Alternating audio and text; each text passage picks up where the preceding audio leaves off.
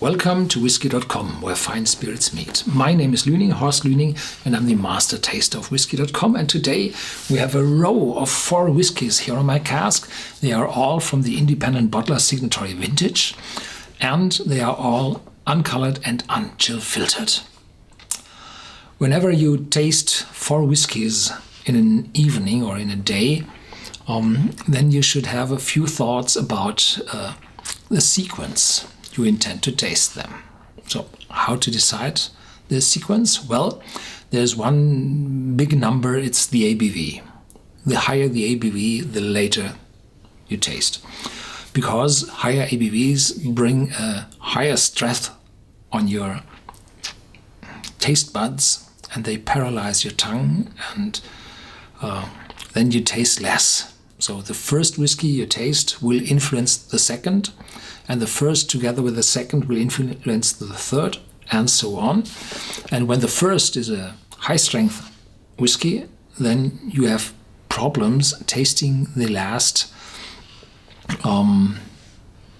perhaps smoother, less intense whiskey in a fair way. So here we have Fettercairn, Macduff, Mortlach and Bowmore.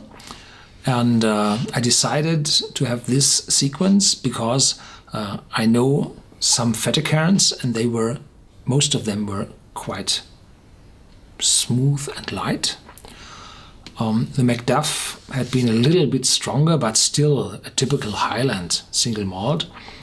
Then the Mortlach, as a distillery for the blenders, more intense, more power, sometimes a little bit of smokiness.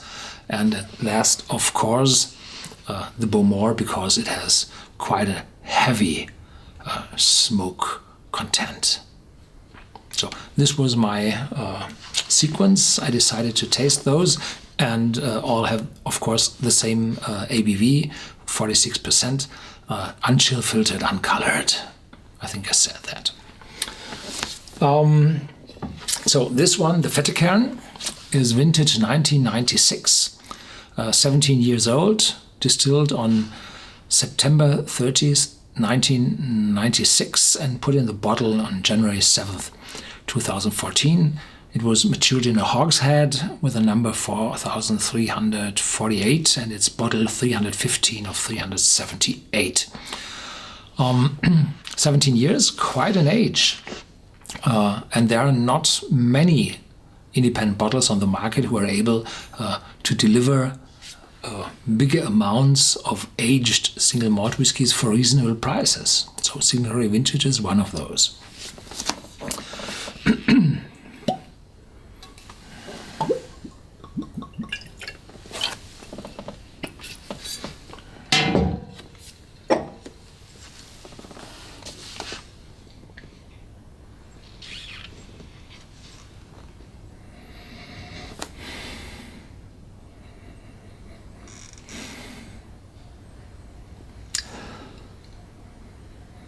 Fruitiness. A full basket of mixed fruits. Some malt, probably.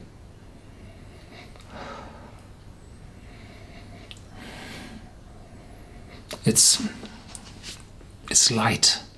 The aromas are not that intense.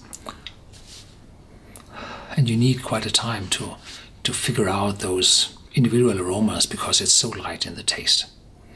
So this hogshead must have been a refill cask, otherwise you would have, after 17 years, 17 years, an intense freight of spices and oak wood, but not here.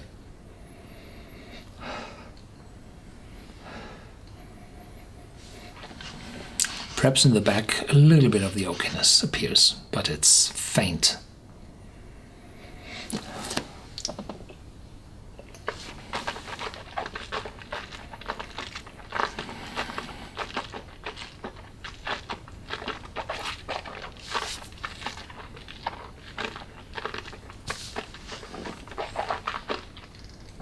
Lots of fruit, mouth-watering, mouth-filling, and in the back some oak wood appearing.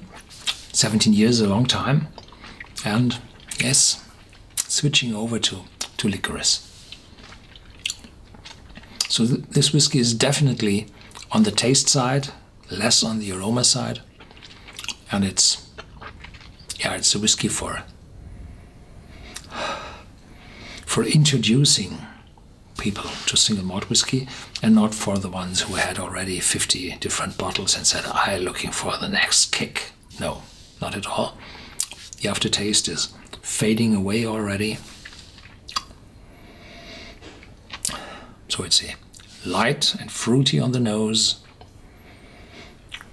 with a little foundation in the back, then more fruit in the taste, some attack on the tongue, but not too strong, and a medium to light aftertaste. Yeah, a whiskey not complicated and suitable for nearly everybody. Thank you for watching Whisky.com. There's more to come. You see the bottles already here on my cask. Feel free to share this video with your friends and discuss with me these bottles in our forum at Whisky.com.